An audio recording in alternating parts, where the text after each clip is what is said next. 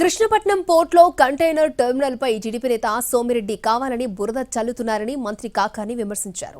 మంత్రి వ్యాఖ్యలకు సోమిరెడ్డి కౌంటర్ ఇచ్చారు. కృష్ణపట్నంలో ఖాళీ కంటైనర్స్తో వెజలొచ్చిందని, మాఫియా ఆగడాలతోనే కంటైనర్ టెర్మినల్ తరలిపోతుంది అంటున్నారు.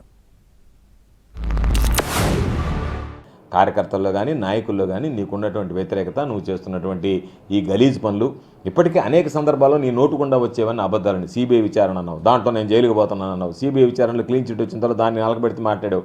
మరలా ఈరోజు కంటైనర్ టెర్మినల్ వెళ్ళిపోయింది అన్నావు. కంటైనర్ టెర్మినల్ వచ్చింది, సేవలు కొనసాగుతున్నావు. నువ్వే డెడ్లైన్ పెట్టావు జనవరి 30 కల్లా.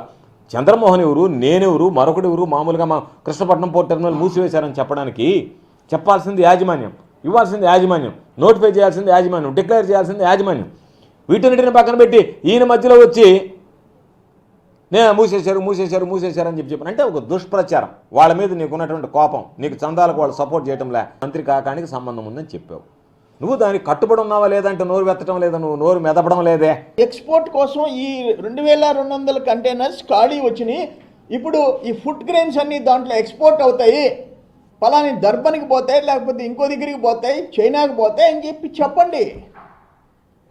ఒక్క రోజైనా ఈ రోజుకి అదానీ పోర్ట్ కంటైనర్ పోర్ట్ నుంచి ఇన్ని వెజల్స్ వస్తాయి, ఇన్ని వెజల్స్ పోతాయని షెడ్యూల్ ఇచ్చావా? ఫిబ్రవరి షెడ్యూల్ ఇచ్చావా?